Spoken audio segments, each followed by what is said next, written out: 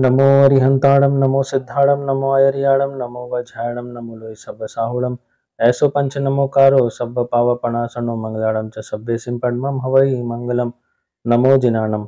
प्रथम तीर्थंकर भगवान ऋषभदेव की जय। आज रक्षाबंधन का पवित्र त्योहार है। यह त्योहार वर्तमान में भाई बहन के पवित्र रिश्ते के रूप में मनाया जाता है। जैन धर्म में रक्षाबंधन का पर्व भाई बहन की रक्षा के लिए ही नहीं बल्कि समाज की रक्षा, परिवार की रक्षा, यहाँ तक कि धर्म की रक्षा के लिए भी मनाया जाता है। रक्षाबंधन का पर्व जैन धर्म से जुड़ा हुआ है। आज से लाखों वर्ष पूर्व आज ही के दिन यानी श्रावण शुक्ल पूर्णिमा के दिन विष्णु कुमार मुनिराज ने वात्सल्य भाव के कारण 700 मुनिराजों के ऊपर आए हुए उपसर्गों से उनकी रक्षा की थी। तभी से यह रक्षा का पर्व मनाया जाने लगा और आज तक यह पर्व मनाया जा रहा है। चलिए अब हम ऐसे विष्णु कुमार मुनिराज की कथा का श्रवण करते हैं। आज से लाखों वर्ष पहले की घटना है। यह समय मुनि सुव्रत स्वामी तीर्थंकर भगवान के समय काल की है। उज्जैन नाम की नगरी में श्री वर्मा नाम के राजा राज्य करते थे। वह धार्मिक, न्यायप्रिय और प्रजावत्सल थे। उनके राज्य में 4 मंत्री रहा करते थे जिनका नाम था बलि, नमूची, प्रहलाद और बृहस्पति। ये चारों मंत्री ब्राह्मण थे और जिन धर्म के विद्वेषी थे। ये धर्म को नहीं मानते थे, नास्तिक थे, जैन धर्म से द्वेष करते थे। एक बार 700 मुनियों के संग सहित अकंपनाचार्य जी वीतराग धर्म का उपदेश देते हुए उज्जैन नगरी में पधारे। उस समय नगर की जनता मुनिराजों के दर्शन वंदन करने के लिए उमड़ पड़ी। जब यह बात राजा के कानों तक पहुंची कि नगर में मुनियों का बहुत बड़ा संघ आया हुआ है, तो राजा के मन में मुनिराजों के दर्शन करने की अभिलाषा प्रकट हुई। उन्होंने अपने चारों मंत्रियों को कहा कि चलो, हमारे नगर में मुनिराज आए हुए हैं, हम उनके दर्शन वंदन के लिए चलते हैं। ये चारों मंत्री तो नास्तिक थे, इनकी मुनियों के दर्शन करने की कोई इच्छा नहीं थी, लेकिन राजा की आज्ञा थी तो राजा की आज्ञा का पालन करना जरूरी था। तो मन मार करके उन्होंने राजा के साथ मुनियों के पास जाने के लिए सहमति प्रदान कर दी और बलि आदि चारों मंत्री राजा के साथ 700 मुनियों के दर्शन करने के लिए चल दिए। उस समय अकंपनाचार्य जी ने अपने शिष्यों को कहा कि यहाँ का राजा भले ही जैन धर्म के प्रति प्रेम भाव रखता है, लेकिन उसके राज्य के चारों मंत्री जैन धर्म के प्रति विद्वेषी हैं। वो मुनियों का आदर सम्मान नहीं करते हैं। अगर वो मंत्री अथवा राजा यहाँ पर आते हैं तो कोई भी उनसे बातचीत नहीं करेगा। सभी ज्ञान ध्यान में बैठ जाएंगे और मौन धारण कर लेंगे। तो सभी ने अपने आचार्य की बात मान ली।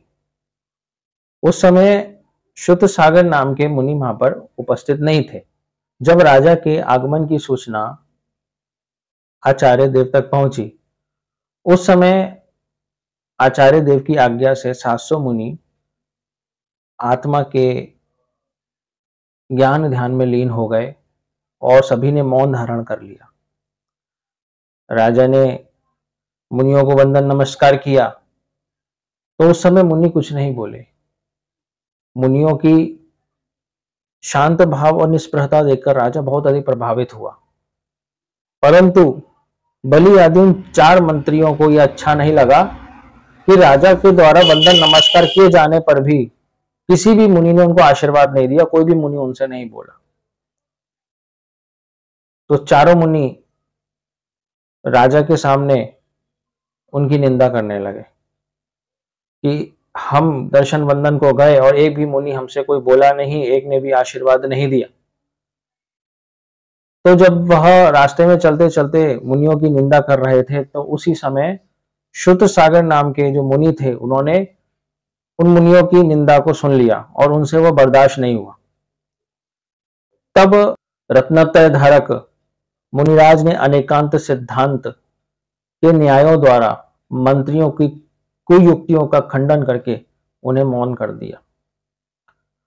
राजा के सामने सारे मंत्री हार गए, तो ये मंत्री अपने आप को बड़ा ही अपमानित महसूस करने लगे।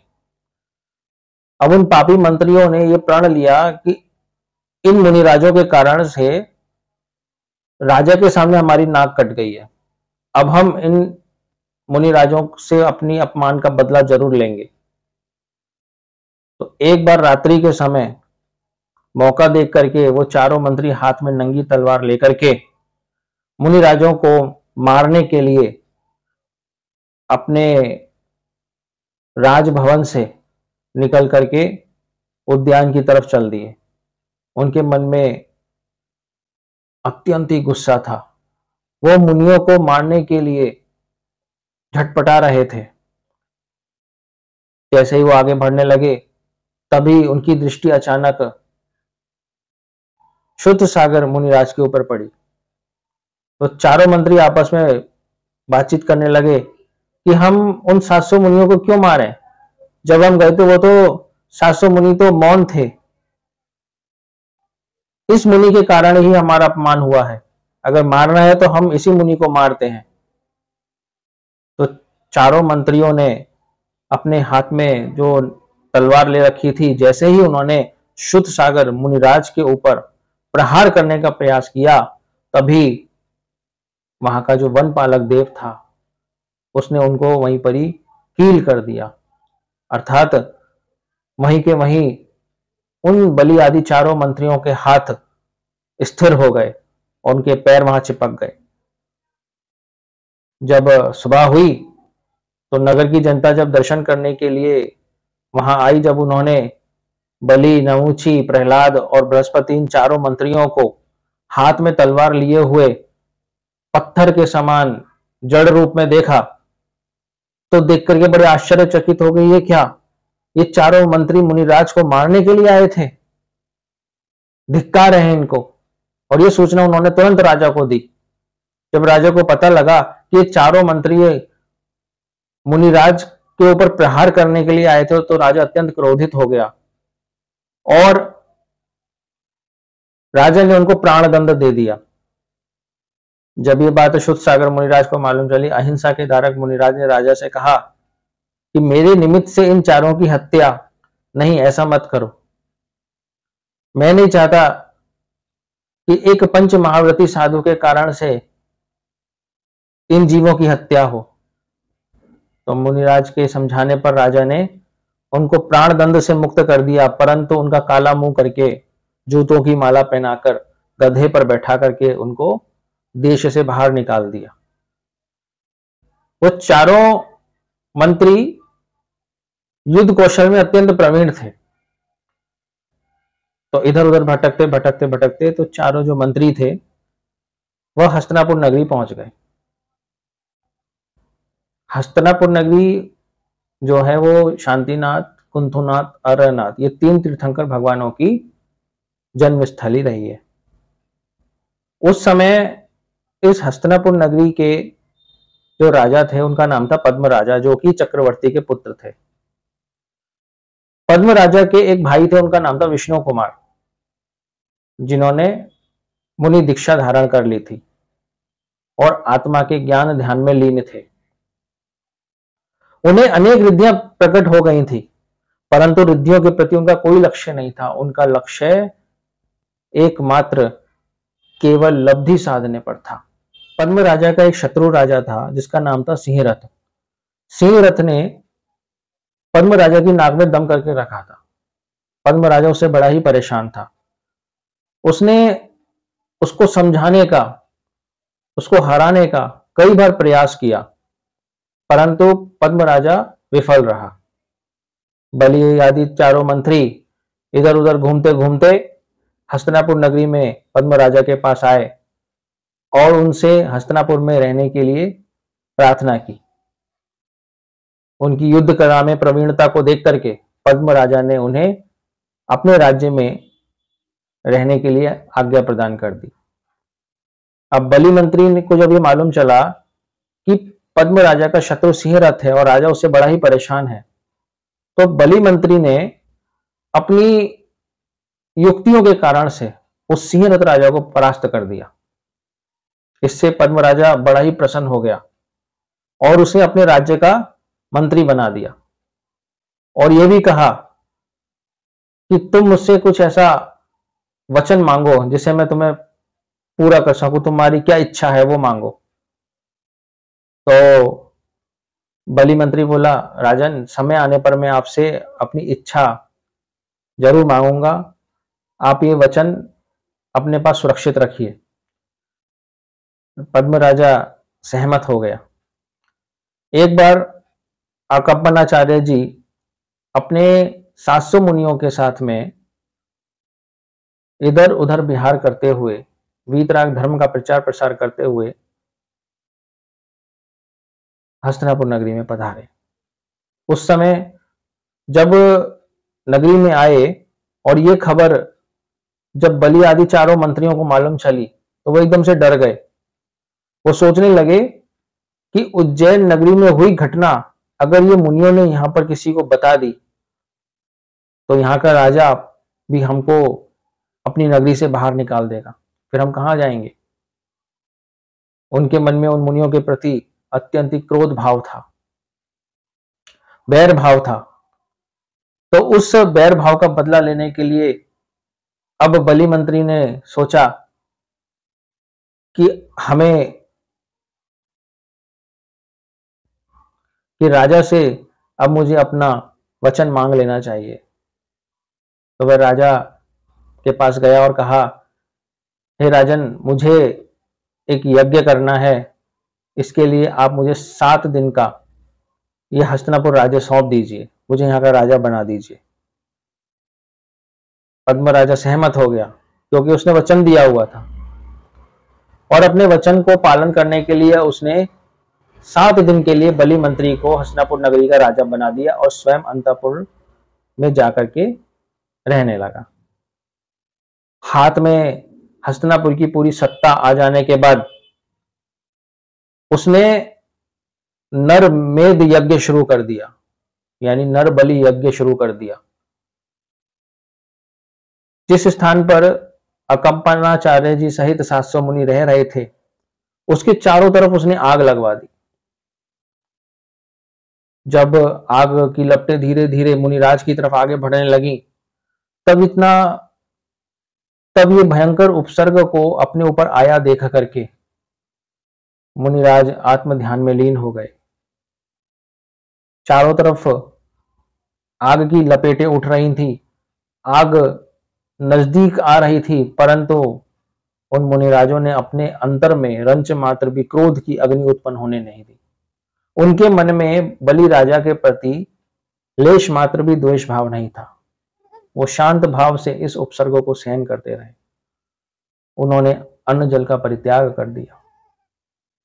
जब ये बात हस्तिनापुर नगर के श्रावकों को पता लगी तो चारों ओर हाहाकार मच गया। मुनिराजों के ऊपर आए उपसर्ग को देखकर सभी श्रावक चिंतित हो गए, दुखी होने लगे कि हम क्या करें, हमारा राजा ही हमारे मुनियों के ऊपर अत्याचार कर रहा है। तो ऐसी परिस्थिति में नगर के सभी श्रावकों ने यह प्रण किया, जब तक हमारे मुनिराजों के ऊपर से ये उपसर्ग नहीं जाएगा तब तक हम अन्न जल ग्रहण नहीं करेंगे। दूसरी तरफ मिथिलापुर नगर के वन में शारचन नाम के आचार्य तप कर रहे थे। जब उन्होंने श्रवण नक्षत्र को कांपते हुए देखा तो एकदम से वो चिंतित हो उठे कि जिन शासन के ऊपर कोई ना कोई हानि आई हुई है तो उन्होंने अपने अवधि ज्ञान से देखा कि हस्तिनापुर में बलि राजा ने अकंपनाचार्य जी सहित 700 मुनियों पर घोर उपसर्ग कर दिया है। तो उनके मुंह से हाहाकार निकल उठा। जब यह बात उनके शिष्य पुष्पदंत क्षुल्लक जी ने सुनी, तब उन्होंने पूछा, हे गुरुदेव, क्या हुआ आपको?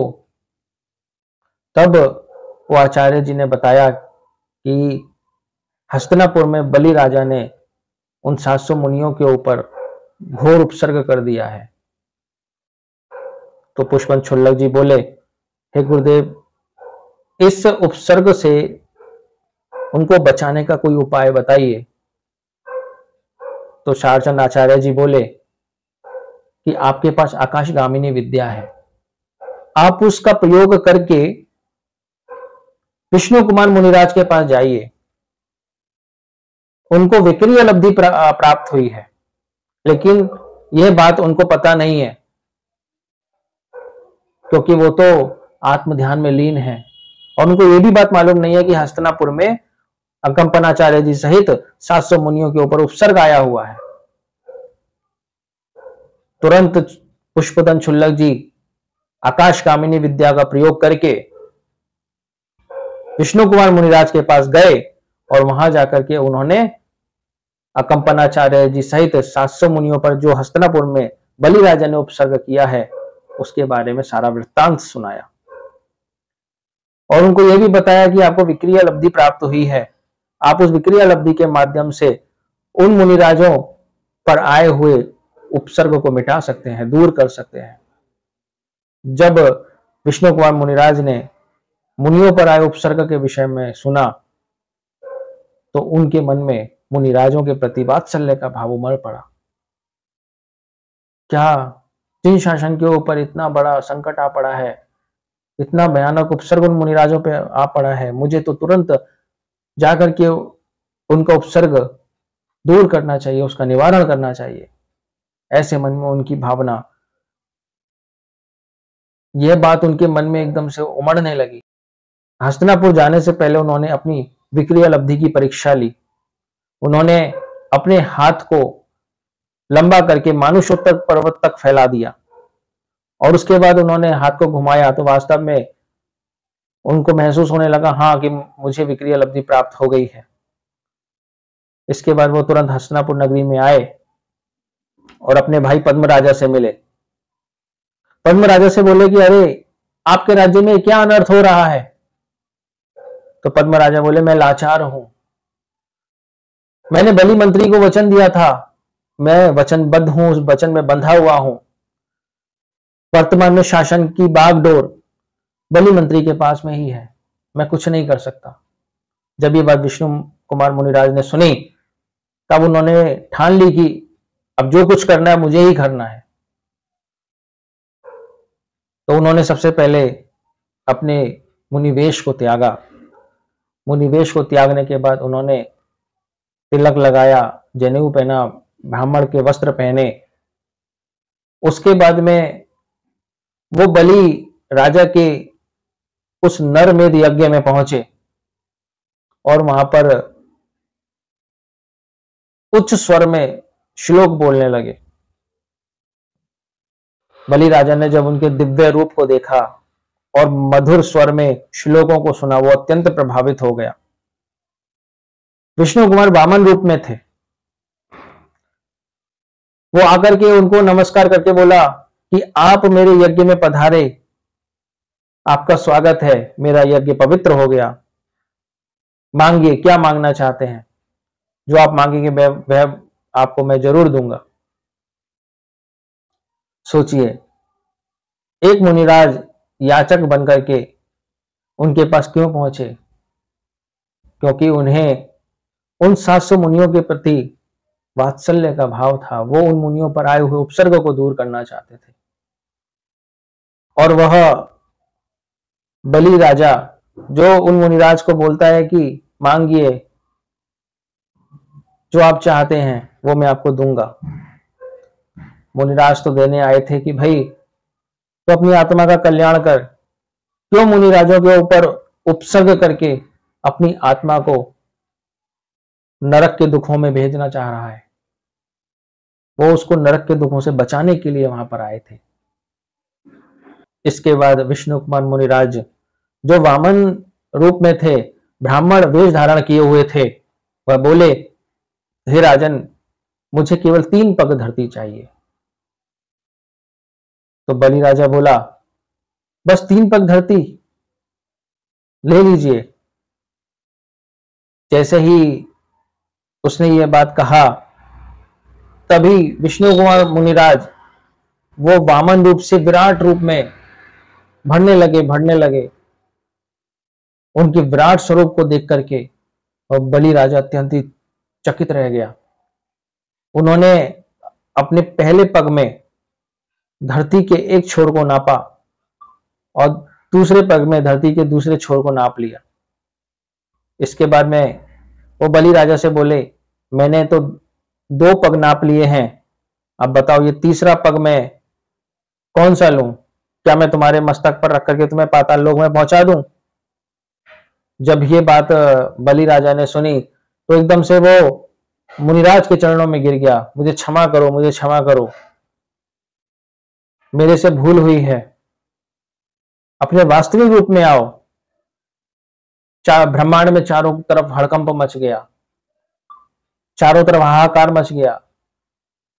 उनकी विक्रीय लब्धि को देखकर देवता और मनुष्य सभी आकर के उन विष्णु कुमार मुनिराज की स्तुति करने लगे और प्रार्थना करने लगे, हे मुनिराज, अपना विक्रीय रूप वापस समेट लो। तो मुनिराज ने सभी की प्रार्थना को स्वीकार करते हुए अपने विक्रीय रूप को वापस समेट लिया। इसके बाद में बलि राजा को उन्होंने धर्मोपदेश दिया, वीतराग धर्म के स्वरूप के बारे में समझाया, आत्म कल्याण के बारे में बताया। बलि राजा आदि चारों मंत्रियों ने विष्णु कुमार मुनिराज के समक्ष नतमस्तक होकर के अपने भूल का प्रायश्चित किया, पश्चाताप किया, माफी मांगी। मुनिराज ने उनको क्षमा कर दिया। तत्पश्चात मुनिराज ने अपनी लब्धि का प्रयोग करके जो अग्नि उन 700 मुनिराजों की तरफ आगे बढ़ रही थी, उसको उन्होंने शांत कर दिया, जिसके कारण से मुनिराजों के जान की रक्षा हुई। तभी से रक्षाबंधन का पर्व मनाया जाने लगा। इसके बाद जब मुनियों का उपसर्ग टल गया तो सभी श्रावकों ने अपने घर में सेवइयां चावल बनाए। मुनिराज नगर में आए, उन्होंने सभी श्रावकों ने भक्ति पूर्वक मुनिराजों को आहार दान दिया। तत्पश्चात उन्होंने अपना पारणा किया और जिन श्रावकों के घर में मुनिराज नहीं आए थे, उन्होंने दरवाजे के किनारे पर मुनिराज का चित्र बना करके सेवइयां चावल के माध्यम से उन्होंने उनको भावपूर्वक आहार दिया। इसके बाद उन श्रावकों ने भी अपना पारणा किया। तभी से रक्षाबंधन का यह पर्व चालू हो गया और आज तक यह रक्षाबंधन पर्व मनाया जा रहा है। तत्पश्चात विष्णु कुमार मुनिराज ने वो ब्राह्मण वेश को छोड़ करके निर्ग्रंथ वेश को धारण किया और कठोर तपाराधना करके केवल ज्ञान प्रकट करके मोक्ष पद को प्राप्त किया। इस कथा से हमको शिक्षा मिलती है कि धर्मात्मा साधर्मिक जनों को बंधु मानकर उनके प्रति हमें स्नेह का भाव रखना चाहिए। अगर उनके ऊपर संकट आ जाए तो यथाशक्ति उनकी मदद करनी चाहिए, उनका आदर और सम्मान करना चाहिए। जिसको धर्म से प्रेम होता है उसको धर्मात्मा से भी प्रेम होता है। इसलिए धर्मात्मा पर आए हुए संकट का निवारण करने के लिए वह व्यक्ति हमेशा तत्पर रहता है। तो हमें यथासंभव धर्मात्मा साधर्मिक जनों की सहायता करनी चाहिए, सेवा करनी चाहिए, भक्ति करनी चाहिए। जिन आगम के विरुद्ध मैंने कुछ भी अशब्द कहा उसके लिए मिच्छामि दुक्कडम। जय जिनेंद्र। और नीचे जो वो सब्सक्राइब का बटन है ना, उसको हिट करो, जल्दी से करो सब्सक्राइब।